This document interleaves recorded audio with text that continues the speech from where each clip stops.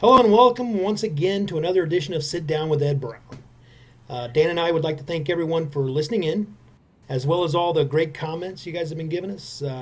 Be sure to keep clicking that like button, and of course, don't forget to subscribe to the Bigtruth channel. Today's guest could be anywhere in the world right now, but he has agreed to set aside a few minutes to join us here on the show. He's a world traveler, and without question, one of the world's best cryptozoologists. Please welcome Mr. Adam Davies. How you doing, Adam? I'm really good, Ed. Thanks very much for having me today. Oh man, thanks for setting aside the time to join. My pleasure. It's an honor. Um, you know, Adam, you're an authority on anything cryptic. How does that level of curiosity and interest get started? I mean, or at least where did it start for you? Well, I think we're all learning. I'd start by saying the authority term is it can be ambiguous, but from my point of view, the way it started was when I was a teenager. There was a program called Arthur C. Clarke's Mysterious World. When I was about 13, 14, I'd always had an interest in tracking animals and looking for animals ever since I was a child. And I'd had an affinity with doing that. And I do that now with my own children. But that show had a guy called Roy Macaulay on it. And in this story, he was planning to go to look for the Mokele Mamembe, which the stories were there was a dinosaur, the possibility of a dinosaur living in the Congo. And I just loved the idea of that. But the thing about Macaulay that appealed to me was the fact that, for want of a better word, he was a little bit crap, you know? So there he is in Central Park, yeah, and him and his friend and partner. And they're talking about how they're going to do this expedition, and it's really hardcore, the Congo. I've been twice, it's really hardcore.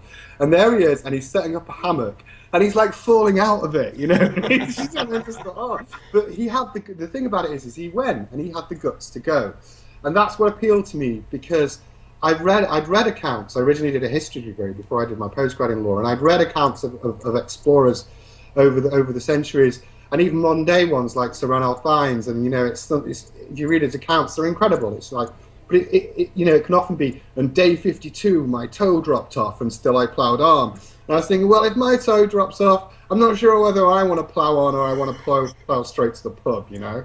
But the thing about Macaulay was he was fallible, and I thought at the time when I was a teenager, I thought, well, I can aspire to that because what you need is guts. Mm-hmm. And by that stage, I was starting to climb small mountains on my own near my area of the Lake District. So by 14, 15, I was climbing Helvellyn and doing things like that. And they're smaller mountains, but I had an aspiration to do those things. I had an affinity with nature, and I had the guts. And I could see people who were doing it, who were making mistakes, as I did, have, and will do in the future, no doubt. And so that was what appealed to me. So it was from then on that I first started. That was my pivotal moment. Awesome. Now you have investigated some very famous cryptic animals. Tell us about one that you believe to be real. There's a few I believe to be real. If I don't believe something's real, I'll tell you. Sure. There's a number I believe, and it's kind of a big question to break down. But the Seljord serpent in Norway, Norway's equivalent of the Loch Ness Monster, I believe that to be real. Why do I believe it to be real? Because I saw it. It's the only cryptid, you know, I can say I've definitely seen. Mm-hmm. And again, when I make that assertion, it's backed up by credible scientific evidence. So I was part of a team who we used hydrophones, and I think they're better in the water than sonar, because the sonar can only show a large object that's moving through the water, so it's still ambiguous. But with a hydrophone, you can record the noises. So we recorded the noises, and they were sent back to the Marine Research Institute in Bergen. And they came back with the conclusion that it was an unknown species. Yeah. So I can back up my eyewitness account with credible scientific evidence. That's one. With the orang Pendek in Sumatra, I can do the same thing. Because we have a big project with Cliff Barrickman, which you know about. But before that, even before that, Prince, again, I'm part of a team. I found David Chivers from Cambridge and Hans Brunner did the hair samples. Again, they came to the conclusion they were from unknown primate.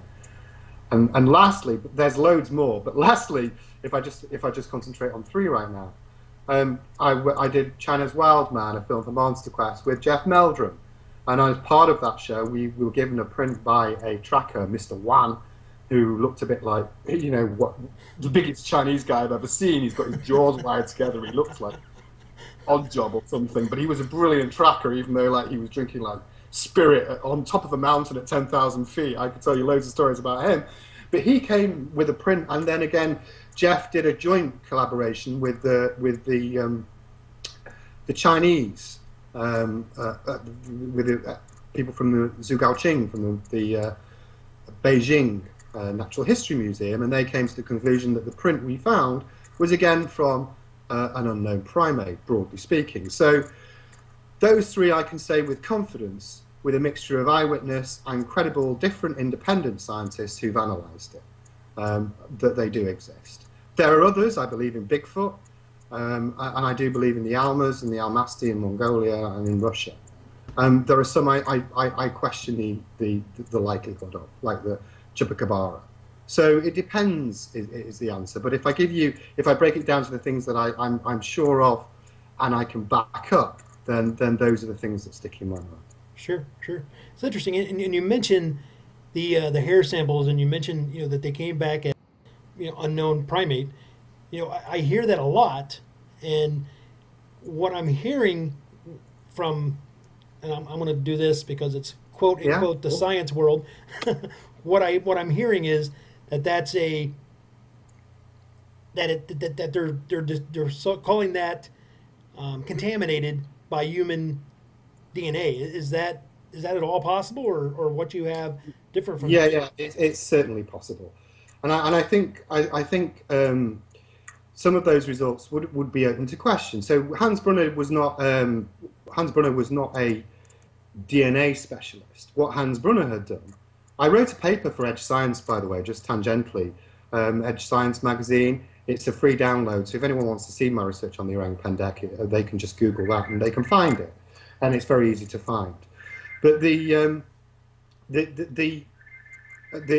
think the key point with DNA and DNA contamination is that only a couple of years ago, that was a very high probability with contamination. But now it's changed slightly, and even in the last couple of years, speak to DNA specialists like Dissetel and Sykes, they will say that technology has moved on, and so it's possible now to remove a lot of that previous contamination. So there's been an exponential leap forward in our understanding of DNA technology. Because for me, the DNA is the single most important thing about all of this. Yeah, picture. And pictures are wonderful, but they'll always be subjective, especially things like pictures of Bigfoot, because, there's not a day goes by on the internet when someone says, I found a picture of Bigfoot, and someone says, no, you haven't. Yes, you have. No, you haven't. Blah, blah, blah, blah, blah. And it's always that way, yeah? And you just get overwhelmed by all that. But with the DNA, if you get the DNA and it's proved by a credible scientist, that is, for me, the most important thing. So that would be what I would strive towards. And I think there's been that important paradigm shift. That's why your question is so important. That's what I want to get across about the possible eradication, to some degree. Not eradication is too strong a word, but possible reduction in potential contaminant and the process of cleaning it.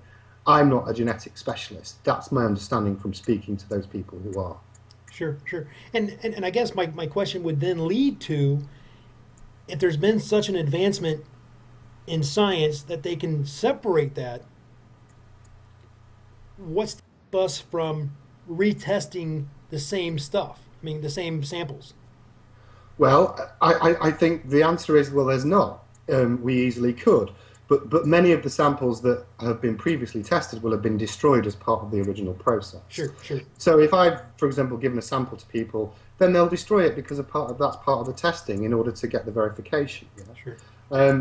If there are residual samples which have not gone through that process, then of course you can test them again and see if you can get better results from them. Right. And it's the same way, the same principle, for example, would be with carbon dating, which was with the technology there has improved, so you're much able to get a more accurate reading on carbon dating than you were when it was first introduced, because they understand the process of contamination a lot better than they did when they first tested it. Sure. And you can look up things like that. I mean, this isn't a religious point. It's just very.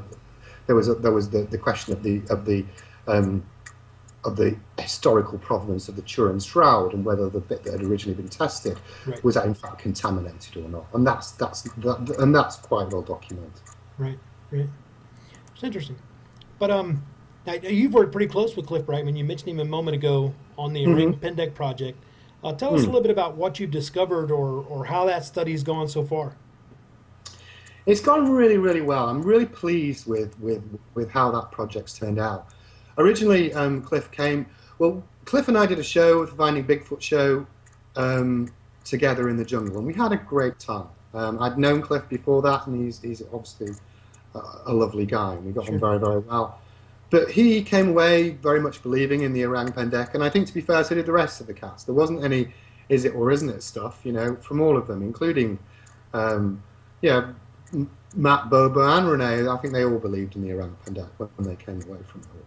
There was not a dispute about that. And Cliff wanted to do something about it. So I think it was just before Christmas, a year or so ago, or around Christmas, roughly speaking, he set the project up. It was his time, his money. He finances it totally. Nobody else. His idea. I can't take credit for it. It was completely Cliff's idea, not mine. And he wanted to do something to try and further the existence of the Orang Pendek. And I really passionately believe that that's a very good thing. It's an altruistic pursuit. So it's never been for me. I don't mind who finds evidence of the existence. I'll be delighted, whoever it is. Sure. With Cliff, what we've done is we've used local guides and local experts who I know, who we've worked with. They've gone out there and they've tried to find evidence of it. And amazingly, there's I think at the last count, there's around over 20 casts now. Over 20 casts. I mean, here's one here. This isn't one I made earlier. This is one of the Sumatrans made earlier. And you can see there's that short heel, the divergent toe. There's even it's difficult to see on Skype, but you can even see the grip, the indentation of the grip if I just turn it around. So we can learn an awful lot about the anatomy of that. So experts like Jeff Meldrum can then look at these things and see what we can learn about them, because they're obviously different sizes. Right. And it's a remarkable testimony. And for me, on a personal level, it's extremely encouraging, because that ecosystem is under a lot of threats. The Sumatrans do their best, but they're under-resourced, and there's a lot of pressure from things like illegal logging and poaching, which many of the local people want to eradicate. It's not, but there's that there, and there's always that element. And I really believe that by raising the awareness of the Orang Pendek, and anybody, not just Cliff and I on the project, anybody who proves its existence will be doing an enormously good thing, because there are some very rare species. I mean, here is a tiger pug mark. Now, this female tiger, was outside our camp one night when we were there, and we found it the next day, that pug mark.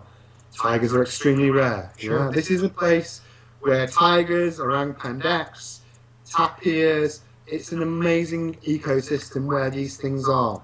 It's enormously rare. It's a national and international treasure, and anything to do with the Orang Pendek is good, because you'll be preserving not just it, but that whole ecosystem, and it's very, very important. Very important. Now the footprint you have there, the cast you have of the Orang Pendek, I mean, that's actually made in the forest, or is that a? Yeah, they're made in the forest. This is a copy of the original that Cliff's got. So Cliff's made me this. I have an original over there. I have a cabinet of these things. That's all right. That's a copy. But the cast is made on the ground. So we'll hear an eyewitness report. The local Sumatrans will go out and investigate that. They'll make a cast, and then they'll ship it to Cliff. Gotcha. That's Well, I'm going to give you a couple minutes to pull the cabinet over. I'm just kidding. Just kidding. You're gonna watch me like as I pull it in. Like, you go off and get yourself a beer or something. We'll wait. Yeah. Pipe some music in. All right, let's see here now. Now, now I have read somewhere that you think the orang pendek is a pink orangutan that walks Yeah. bipedally. I mean, now I don't think that's much of a stretch, but do you still feel that way? Yeah, I do. I mean, there was a couple of. I think what we can suffer from when we look at unknown species is the idea of monsters. Yeah, it's a monster in the jungle, and it turns people off because they think, oh, that's a load of BS. Right. Yeah, but when you just think, oh yeah, here we go again.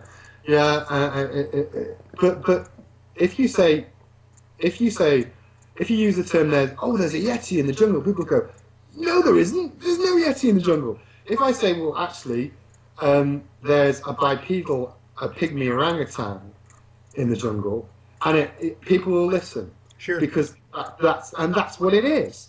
There are no orangutans in this part of the jungle, let me say right now. But there are orangutans in different parts of the island, and I've seen them, but they're much farther north Sure. than this area. But nowhere in this area, not for hundreds of kilometres. Right. So there were two schools of thought about what the orang pendek is, broadly speaking.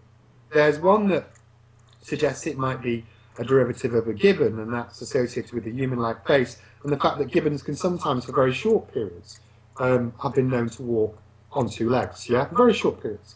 And there's the other school that it's an orang. I think it's much more likely to be orang from the way that people describe it. They talk about the huge torso that it has, and its movements, and the fact that I think it's extremely intelligent. People talk about how it hides from people. Sure. Behind trees and things like that. It's not sophisticated. It doesn't have. What I mean by that, it has probably a tool used that's commensurate with a chimpanzee. Yeah. So I'm not trying to suggest it's some sort of subdivision of humanity, because it's not. Right. But what it is there was a lot of volcanic eruptions. I went to a place called Danitoba, which is a massive lake, and one of the biggest volcanic eruptions in recent history was there. And I think this is speculation on my part. Sure. But I think that the volcanic eruption caused populations to separate out and caused pygmy evolution, and this creature adapted to its environment by becoming smaller and by walking bipedally to adapt to its environment. And that's what's happened. And that's consistent with other species. There's nothing radical about that in any way. But what's interesting, and what's interesting about the orang pendek, and what I think that we can learn possibly about ourselves, is the fact that it's learned to do that bipedal locomotion, which we, in our arrogance, can always assume that we are the only things that can possess that. I don't think that's the case. Yeah, I think that's a bit naive of us to believe that we know everything in the first place. As far as naive of the human species, to believe that we know everything and we know what's going on and we know what's out there, and I mean, what you probably know better than I do. We discover like 10 species of primates every 10 years or something like that. Well, we discover a lot. I mean, I think new primates are being discovered all the time. New species are being discovered all the time. You talk about primates. Obviously, those are the ones in snub-nosed monkeys and things like that. So yes, that's certainly true. But I think the fact that, for me, the fact that I would find that I want people to think about and is most striking is the fact that let's deal with our own humanity. So people can move away from animals, and if they consider themselves not to be an animal and they consider humans as special, that's fair enough.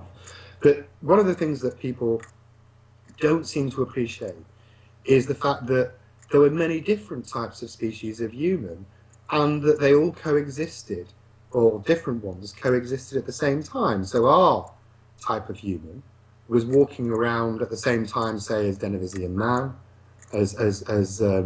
as Flores man, as Neanderthal. So there were different types of human, within a very short space of time. They're just some examples. There are others, but and that's very hard for people to appreciate because they think that we're the only type, and then the others existed long ago, Well, that's not the case. We were one of, in Europe where I live, Neanderthal man existed until very, very historically recently. I can't remember the exact figure, but I think it's only 27,000 years ago in a sort of Iberian Peninsula where the last Neanderthals are thought to have died out. Now that's an eye blink. Right. That's an eye. And Flores man, it might even have been earlier. It's interesting. Now, other than the cast that you showed, talk about footprints. Mm-hmm. What other evidence is there to suggest the orang pendek is there? I mean, and I'm sure you've been out there with Cliff, as you said. What do you hear from the locals, I guess? Well, I think first of all, there's hairs that the project has gathered that would need to be analysed.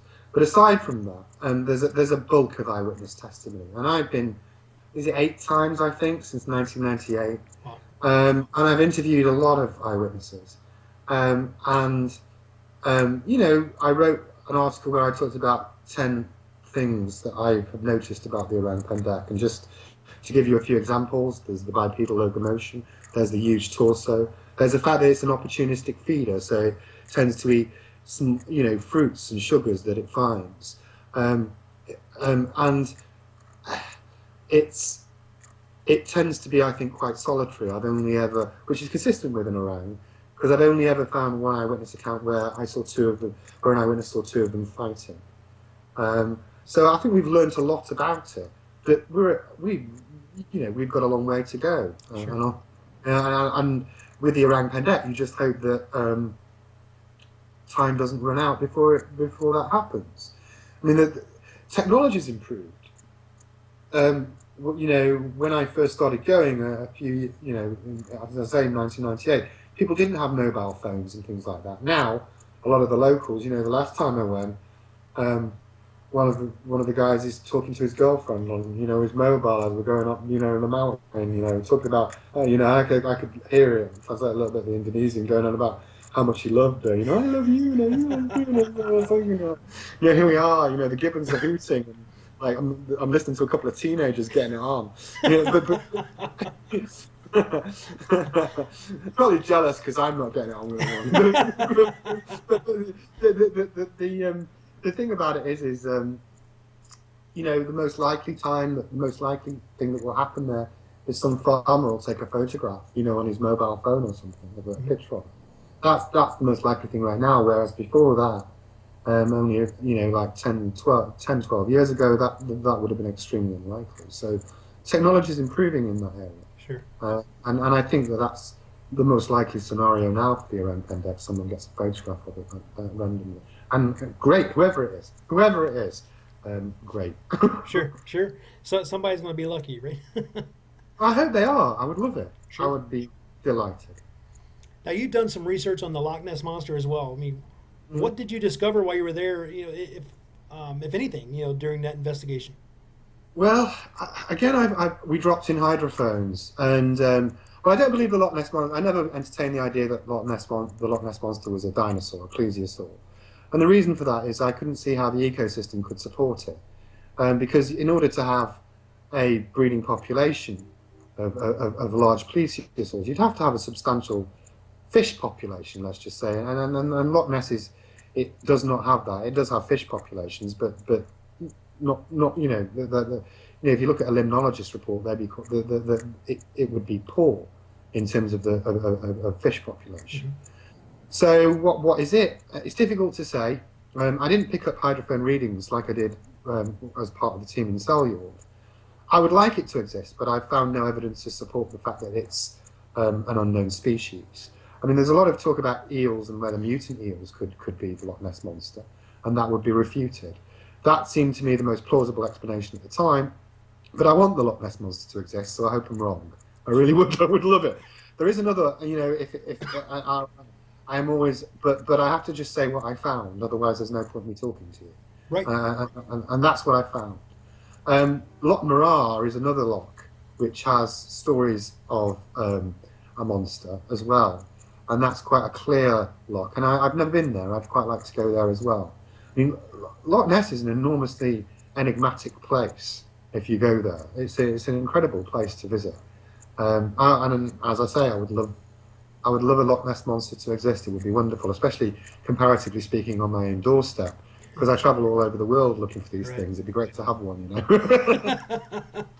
What are you going all over the world for? There's one right there. Yeah, there's one over there, just over there. All right, go and call it. Yeah, it'd be great. Well, don't feel bad. I'm not that lucky either. I don't have anything outside here. You're very blessed. No, you're very blessed because you live in America and you have Bigfoot on your doorstep, and that's a wonderful thing. And if I lived in America, I would be out there in those woods all the time. You are very, very lucky to live in America. It's a great place to be, and I envy you that in a good way. I envy you the fact. Well, thank you. And vice versa. I've heard a lot of good things about over there as well, and there's a lot of cryptid over there. I think I just heard a report, and I didn't plan for this, so I'm not 100% positive I'm right, but I think I just heard a report recently where a Bigfoot type creature was seen in the UK. I mean, did you hear that at all? Well, there are talks. There is talk about Bigfoots in the UK. I mean, most particularly in Harwood Forest, and there's a couple of researchers who are nice guys, Neil Young and Neil Robson. There's another guy who runs the Bigfoot research, Adam Bird, and there is some talk about it. It's more difficult to prove, I think, the existence of a British Bigfoot, not least because we don't have the same vast stretches of forest that you have in the US. Right. But there are stories all across Europe. I mean, well documented stories from medieval times onwards and before that of wild men in all across different parts of Europe. So they're doing some good research, and I've been up to their area and visited them. They're nice guys. They're not fantasists. They've done 10 or 11 years of research, and I hope they come up with more evidence. So yeah, there are stories out there, I really do wish them all the best. They are decent guys who are trying their best. Good. Yeah, and actually, Adam is a friend of mine as well. So. Oh yeah. Well, Adam's been up to that area. He's been up to Harwood Forest. Mm-hmm. He's looking into it and said. But Neil Young and Neil Robson are spending quite a bit of time up there, and I've been out to the forest with them on a couple of occasions and heard some strange things, I have to say, which surprised me. Because if you said to me only 5 or 6 years ago, is there a British Bigfoot, I would have dismissed it. I would have said, well, I can't see how it could support it. There's a lot of unanswered questions, and they would be the first to say, because the forest they operate in has only been around for 40 or 50 years. So where has it come from? It would have had to come from somewhere else. Yeah. But so I think they've got a lot of research to do, and they'll be the first people to say that. But they are going about it the right way. They're documenting everything. They're recording it. They're leaving it open for analysis, and they're moving it forward. And that's a good way for them to continue. Good. Tell us about the Seljord serpent. And maybe I butchered that word. The Seljord serpent. Seljord, yeah, no, don't worry. If you can say Makini Mbembe fast 3 times by the end of this interview, I owe you several beers, because I couldn't until when I first started saying. I can't say it once slow. Yeah, well, that's a creature in, as I say, that's a creature in Norway, and I saw that creature. I mean, I saw it in the water. I saw it moving along. It had humps or barbs on it, and it looked very much like a 17th century woodcut. It's long, black with barbs, and it really shocked me when I saw it. I saw it move out of the water. And again, as I mentioned earlier on in the interview, I'm quite comfortable talking about the fact that I was an eyewitness to that, because, as I say, the Marine Research Institute in Bergen said that, the hydrophone that we dropped in the water around the time, not exactly the same time, but around the time that we saw the serpent, came out with the recording that it was definitely an unknown species. So yeah, it was fascinating, and it was because it was so long ago.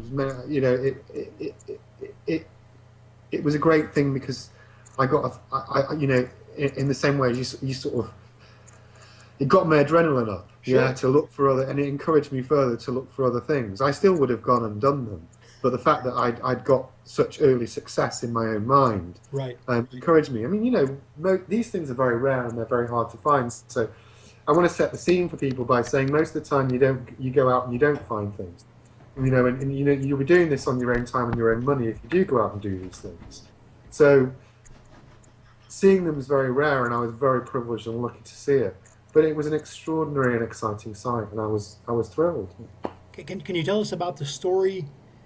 Like, what, describe it. How big was it? I mean, Well, it's difficult. It's such a long time ago. It's kind of difficult to be precise. I mean, I'd have to look at my notes exactly, but it's a very long creature, but it's thin. Yeah, it's long and thin, and it looks like a woodcut, so at least 20 feet.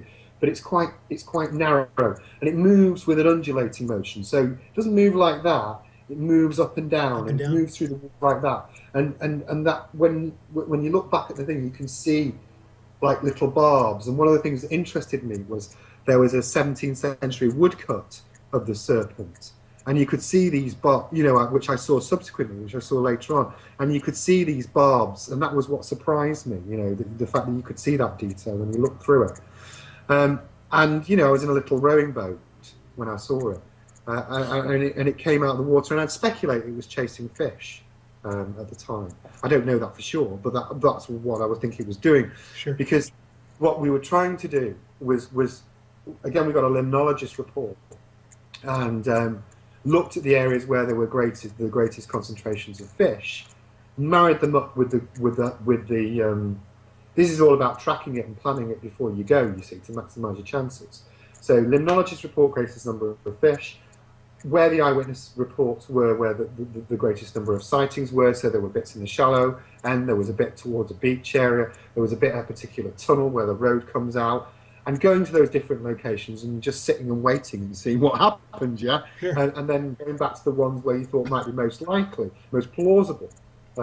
Based on the fact that you'd been there a few days, so you sort of overlapped it. So that was the methodology, and obviously I was lucky and saw one. So again, and it's very easy for me to talk about that. If our experiences there have been credibly backed, but it's probably not regarded as one of the most glamorous of the cryptids. If it had been the Loch Ness Monster, it would have been international news, But Right. It's a Seljord serpent, so it's not.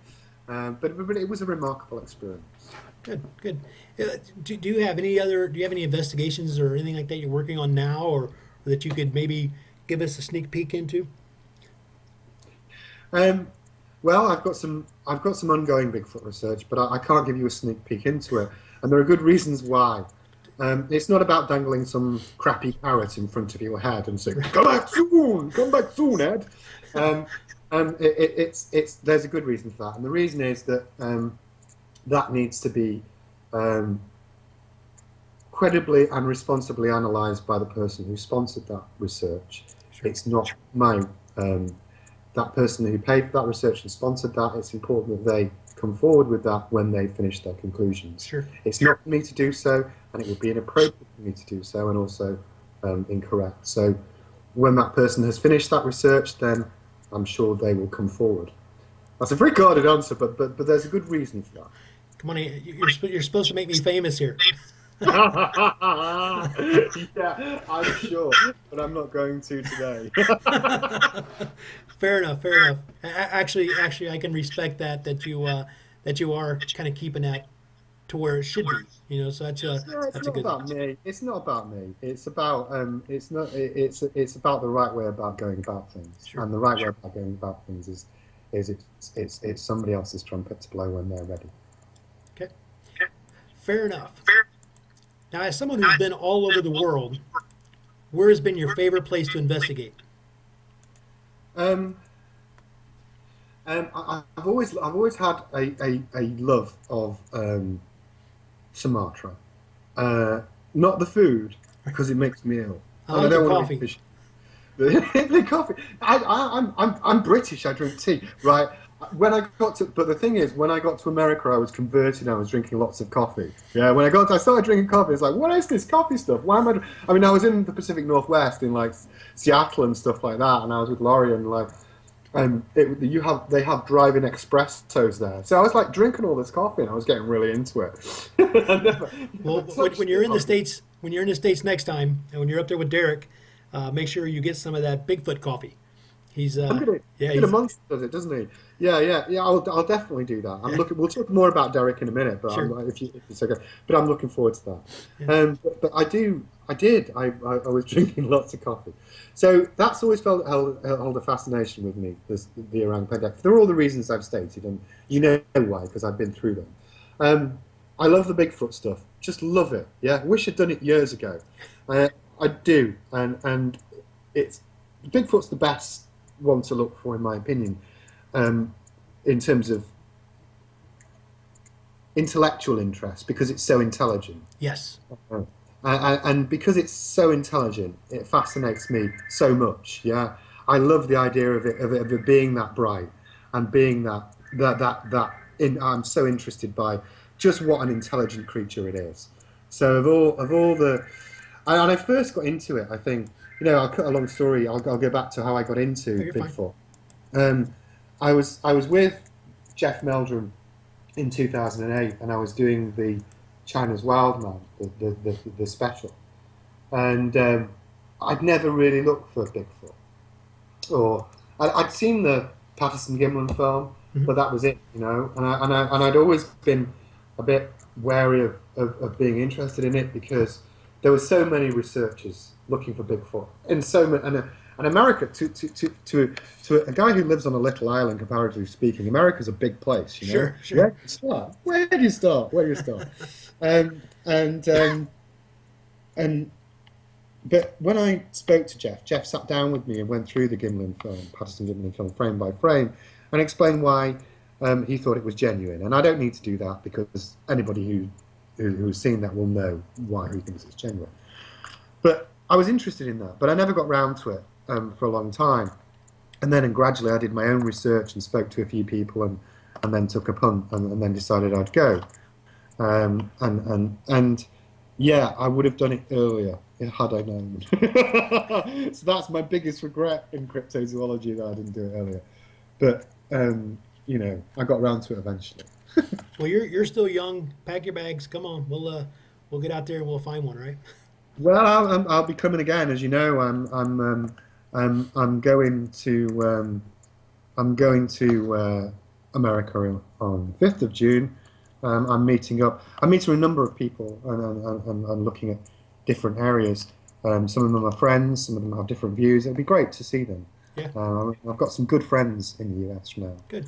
Different parts of America, but this time I'm concentrating on the sort of West Coast area. Sure. And Derek, I've always wanted to meet Derek. I think Derek is a decent, honest man. And I saw him on a documentary recently, and he came across very, very well, I thought, as somebody who knew his stuff, knew what he was talking about, totally plausible and sincere eyewitness account of his experiences and what happened to him. And obviously I'm going to go over to his Olympic project and spend some time with him there, and with Jeff, and I'm really looking forward to it. Sure. I saw that forest when I was with Laurie. I saw that forest, and we drove over to look at the Olympic forest when we were over there, and I said to her at the time, I really want to go and see that forest. It's so beautiful. Right. I really want to go and see that. And now I've got the opportunity to go, and it's not long. I'm really excited. Good. And we're definitely going to get into that here in just a minute. But I know you've researched. I mean, you have done some research already with our own, North American Bigfoot, right? How many times have you visited here to research in the States? I've been twice. No, 3 times. 3 times. I've been. And yeah, this will be my 4th time. Now, on one of your visits, you captured a pretty interesting trail cam photo of what very well could be a Bigfoot. Can you tell us what led up to the idea of placing the trail cam where you did, and what you think you caught? Yeah, well, obviously that was Laurie Simmons's area, and that was based on 28 years of her dad's research, and it was her idea that we sleep by the campfire. Laurie and I slept by the campfire, and we didn't know that. And just to see what happened, yeah, to see if anything was caught on the trail camera, and we thought it was a long shot. We had no idea that. I was not conscious of the fact that the next morning anything had come towards us or anything else like that. We woke up the next morning, and we just went about our normal daily routine. I remember going for a coffee and having a cigarette or whatever, just mooching about and talking about what we might do that day. And then trail camera was checked. One of the guys, Dave, checked the camera, and the image was on it, and it was a real shark, and I was very surprised by that. Now I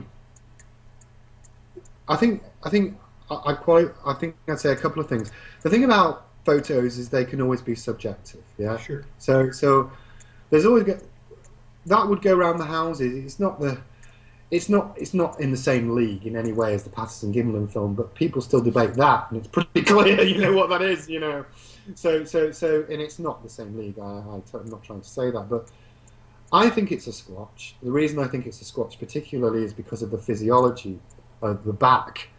So for me, you can see a particular muscle tone, sure. And you can see what looks to me like musculature. Tone on it. That's why I think it's a squatch looming over us. Mm-hmm. I've heard a number of people's explanations, anything from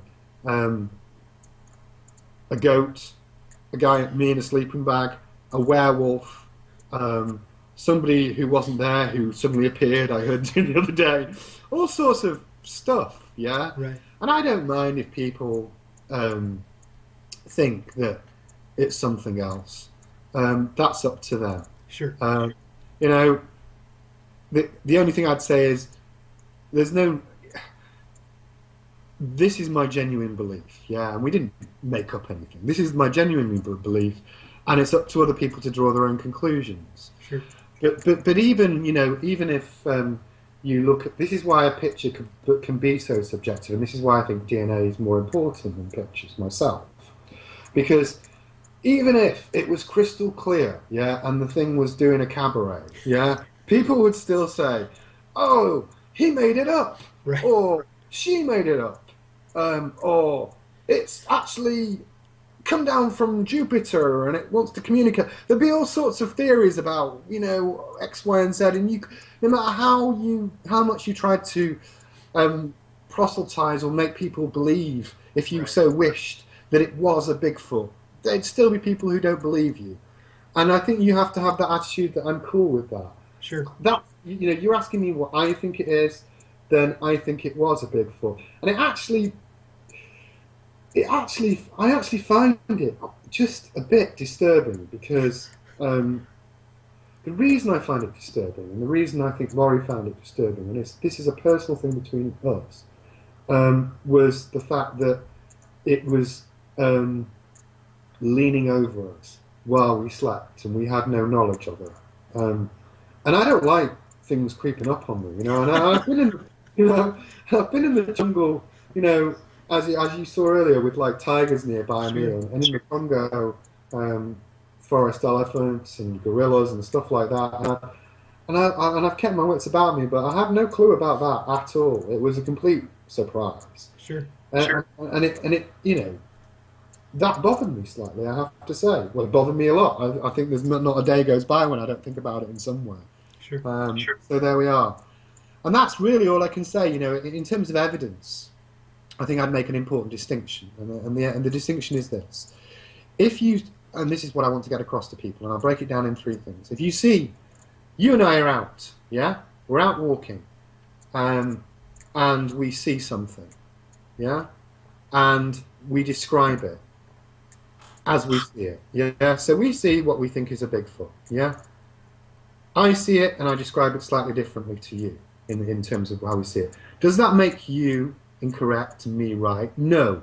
It's perception, yeah? It's our perception, and this is what you have in eyewitness reports. So there was a time when I was once an eyewitness in a trial of an old man that had been assaulted by a thug, yeah? And the guy ran off. And we'd all seen that assault, But the barrister, for his defence barrister, tried to undermine our accounts by saying that they said we saw slightly different things. Yeah, that was his defence. Sure. Well, we all saw it, but what he was trying to do is pick holes. Yeah, but the same way, if I look at a photograph, it's always going to be open to interpretation. Yeah, and you saw that with the Patterson-Gimlin stuff. They're picking out 40 odd years later. Oh, you can see the breast. No, you can't. Oh, there's a zip. No, there isn't a zip. This guy says he had a head on it. No, he didn't. And that's like where I think about that photograph. I think, oh, that damn photograph will haunt me forever because I know that periodically it kept being brought up, right. And that's why, if Ed, if I saw a Bigfoot right now, I'd still take a damn picture of it. I'm not saying I wouldn't. Yeah, I would. I would take a picture. Sure. But it's always going to be conjecture. Whereas the difference, I think, with DNA is that if you look at DNA evidence, then that's open to independent scientific corroboration. And the scientists who produce that, it can be independently tested and verified. That's much more important to me. And that's what I think. Whereas with the around Pendek, I think taking a photograph of it would move it forward a long way. I think with Bigfoot, taking a picture will not move it forward a long way because people get so... Anybody who's in the Bigfoot community right now could go on the internet and find a new Bigfoot picture today. Yeah, and then we could go on in a couple of days and there'd be another one. And there'd be all this debate. Is it real? Is it a puppet? Is it a goat? What is it? Sure. But you need the DNA. You need the DNA. That Bigfoot exists. Bigfoot is real, and that's what it needs. Good. Good. Well, I could agree more. And based on your research, what do you think? What do you believe Bigfoot is? I have no idea what it is. I know, all I know is that it's extremely intelligent, more intelligent than anything else I've looked for. But exactly what it is, I couldn't say. And I think that even if there was DNA evidence produced tomorrow, I think we'd be at the beginning of our understanding of Bigfoot. Right. It would be a lifetime project for massive teams of researchers. But what a great project that would be. Sure. Sure. And as I say, for me, it's the most fascinating creature in the whole of the world. So, I would be, if I had the money, I would. I love the Pacific Northwest. It's amazing. I haven't looked for Bigfoot in different parts of of your country, so I have no experience elsewhere. But I would just be there. I would just, if money was no object for me, I would be in America right now. I wouldn't be sat on my sofa talking to you. I'd be in America right now. Fair enough. Yeah. So I can't get any more passionate about it than that. And I agree 100%. I think it's the. I find the mystery of cryptic animals very alluring, and I'd give anything to be in your seat right now, to be honest with you. I would love to go out to these places and do even a few things that you've done, and maybe someday I will. Well, you should. I mean, the thing that one of the things that got me into it, I think a formative experience in my life, aside from the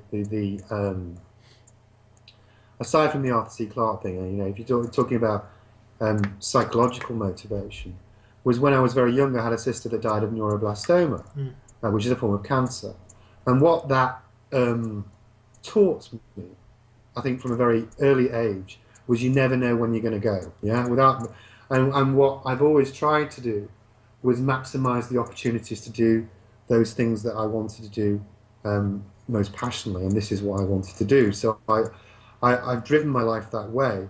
I drive a crappy Banger, and I have spend my money on all of this stuff, and that's because it's what I want to do. Sure. And unfortunately, I have to work and earn a living just the same as everybody else. But I'm blessed by the fact that I get more holidays than you do in the States. Right. So I'm able to spend time doing this. But I would do it full time if I could. There's no doubt. I'd love to do it. But I have to pay bills and pay for my apartment just like anybody else. Sure. What do you think it would take evidence-wise, to get science, mainstream science, involved and help funding some of the research? And let me clarify that real quick, because as an outsider myself, Hmm. I see what it looks to me like is science says, okay, we need evidence, but then they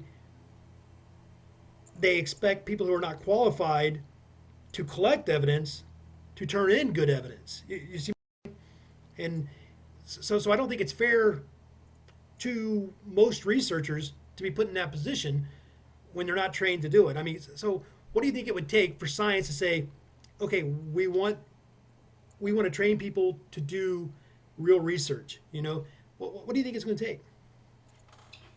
Well, I think some of the training's starting to go on. I mean, I understand that one of the classes that Derek Randles is introducing is how to prepare and collect DNA evidence. So as part of the, if you go over, one of the things that you would learn is how to gather that evidence, schooled by Derek. So um, amateur researchers are getting better at it. And I think that there are simple things that people can do. So, if you have hair samples that you think might be interesting, and you're in an area where you think there might be lots of Bigfoot, buy yourself a microscope, look at them under the microscope, and determine whether they are, in fact, things that are samples which could be an unknown primate or something that could be a local animal. So, let me give you an example. You could see a hair, look at it under the microscope, and see that the specific pattern is that of a deer or that of a coyote or something else like that. And you can just look at that yourself, yeah? But if you look at that pattern and you think, well, actually, I don't know what that is, then that's something that's worthy of research. Sure. I think, in answer to your question, what it would need is a credible scientist to come forward and say he analysed a sample and this is the conclusion that, or she analysed a sample and this is the conclusion that they've come to. And that would start a ball rolling. And again, that would be DNA. It wouldn't be a photograph, I don't think. But that's my opinion. Sure. Do you think we're close to that now? I mean, we've got some great researchers out there. You know, Derek Randles, Dr. Johnson, Stacy Brown. I think we've got some good researchers out there.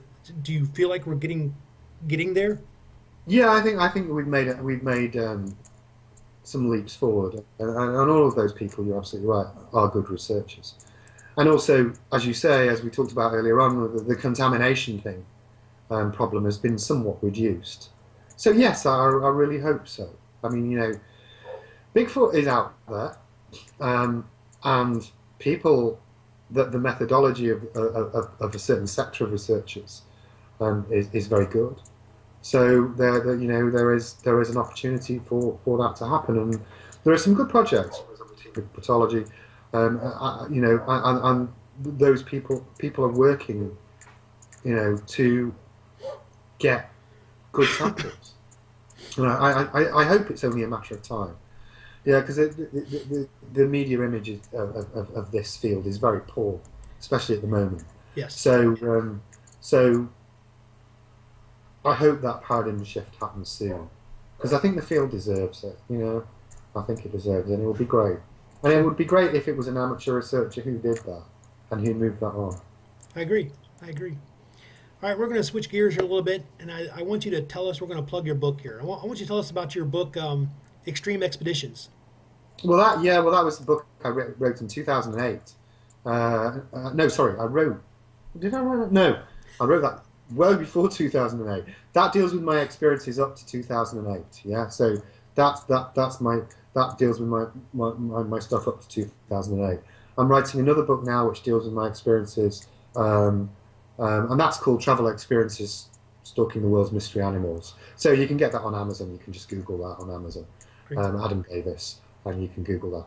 I'm writing another book now, which deals with my experiences from 2008 right up until now. So that includes going to Nepal, India, China, Sumatra, and the US. So there'll be plenty of stuff in there. Sure.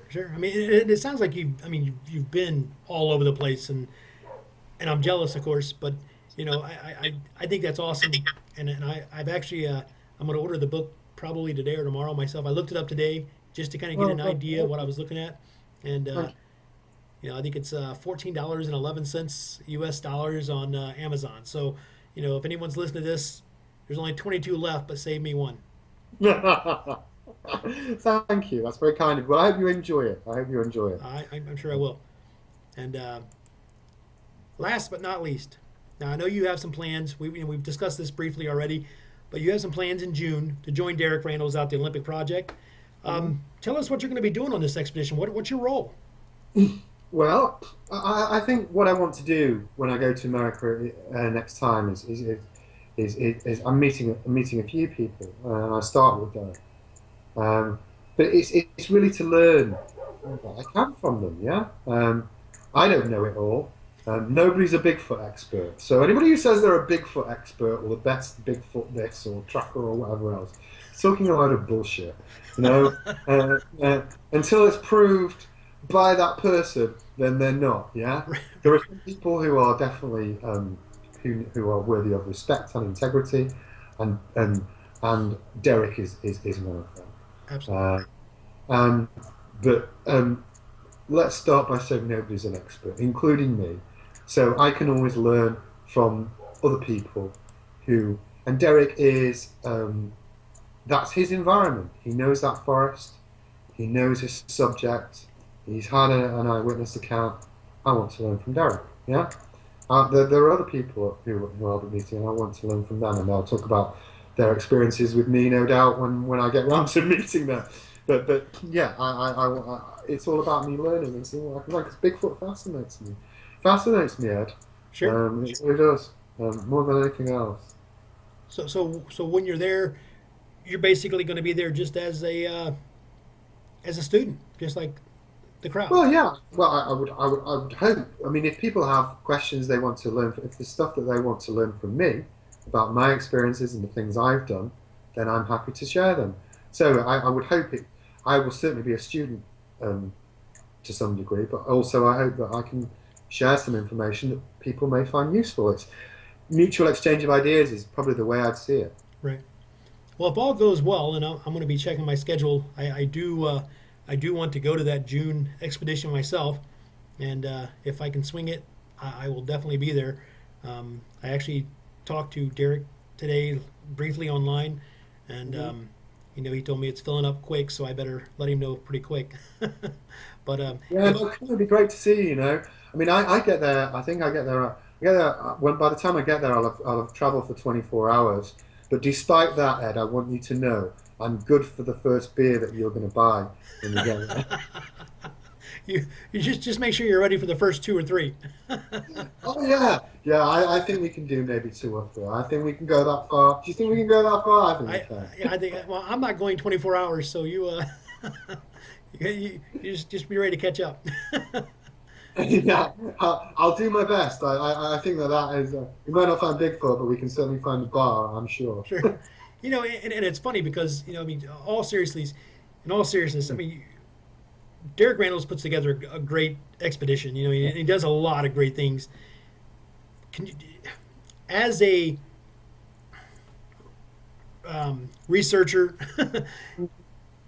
imagine how cool it would be to get to hang out with Derek Randles, Dr. Meldrum, and Adam Davies. Are you kidding me? How cool would that be? Well, I know. Well, thank you first of all. But I mean, I know Jeff, as you know, and I get on really well with him. He's a different sort of guy to me. Obviously, I drink and smoke, and Jeff doesn't either. But we get on very, very well. And I like him a lot. I like Derek. I've spoken to him a number of times. We've not met yet. That'll be great. And his project, joking aside, is top notch. Yeah, it is. It is a really good, well-run, well-organised project. So if people want to go and do Bigfoot research, then I would suggest that that's a very good place to go. There are different, and then there are lots of people I want to meet. But I've wanted to meet Derek for a while now, and it's because I respect his research. Sure. And I only meet people normally whose research I respect.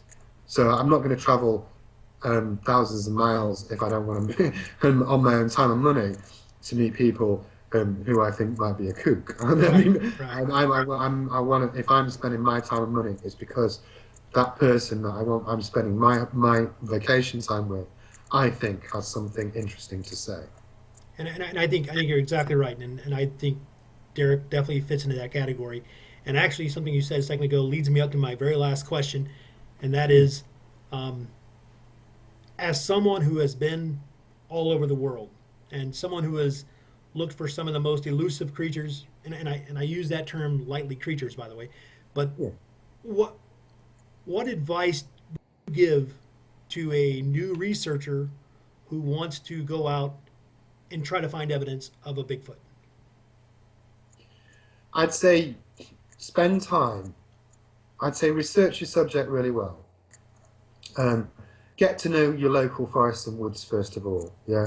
So do some trekking first of all in your local area and get to know your woods, get to know your forests, get to know animals. Do that sort of basic background as a starting point. Yeah. And then research the subject because you'll have to draw. There are that many researchers in America, researchers, and you divide it between researchers and habituators, and you have all these different things. I know that, but you will have to make judgment calls about people you think may or may not be credible in order to, if it's your own time and money. You may be wrong, you may be right, but you're going to have to do that in America. It's not like Sumatra. That's what happens in America. So do that, but you can only do that when you've got a basic understanding of wildlife and nature, I think, and some basic fieldcraft. You need to start. After you've done that, start talking to them, phone them up. I mean, the ones, the most accessible ones will be people who want to talk. Or you can send them messages and learn about their research, because most good researchers and or habituators, whatever you want to call them, will share their research. They won't necessarily share their location, and there's good reasons for that. Right. Everybody tramping in, but they will share information, and will the ones that I know who I respect will normally share that information about what they're doing. So go along and listen to them, and then see if you can go with them and go to a few. I'm going to a few. So go to a few and go to ones you want to spend time with because you think you've got something to learn from them, not because necessarily they invite you, but there's a number of decent people. So Sure. it's not like you haven't got any choices. But I would start locally and move on from there. Yeah. Sure. But don't just turn up with shiny new kit, never having been in the woods, and expect to see a Bigfoot within an hour, and then say you're bored because you've not seen. You have to put in the time. We were joking about sitting in the bar, but I've spent weeks tramping through jungles, deserts, and climbed mountains and all that sort of stuff, and it's been hard graft. Yeah, none of this stuff is easy. Yeah, none of it's easy, and it's hard. So prepare to find it a struggle. And if you give up quickly, then don't bother getting into it. If you're a quitter, forget it. Well, I think that's great advice, and it's funny because just to kind of tell you this real quick, it's pretty funny. But Stacy Brown told me that he knows his woods so well that if he said he could give me a 2-hour head start and he could come in and track me down, and I told him that should be easy. I'll be about 50 feet in, taking a break. So, Well, Stacey's got completely the right approach. I'd take my daughter and I'd take my son in the past out tracking now, yeah? yeah, And I bet they could find you in the nearest woods to us, yeah? My daughter's 9, she could find you. oh yeah, And that's what you need to do, yeah? right, You need to know, once you know those sort of environments, then you can start learning about looking for unusual. Bigfoot's really bright, yeah? yes, It's going to know you're coming. It's going to know you're coming, but you can put yourself, I think, in the right location, so that if it knows you're coming, you might be able to see it. I don't think you're going to outwit it right, ever. right. But you can find by plausible and consistent approach, you can put yourself in the right environment, so you might be lucky. Sure. Or you can contact somebody who knows about a particular area and do it that way. And I think that's what we're going to have to do. But don't go in thinking you're going to out forest Bigfoot, because that's not going to happen. You're not going to. You're right. Well, Mr. Davies, listen, I want to thank you so much for taking the time you did today to join me and to chat for a while. I've enjoyed listening to your stories, and hopefully sometime, maybe in June, I'll get to sit down with you and buy you that beer you mentioned, and and if you're ever in Ohio, let me know you're going to be here, and I'll be happy to take you around. Well, maybe in Ohio next year, so it's a possibility. But Deal. we'll Good deal. oh yeah. All right. Well, thank you very much, sir. Thank you. It's been a pleasure, Ed. Nice to speak to you. All right.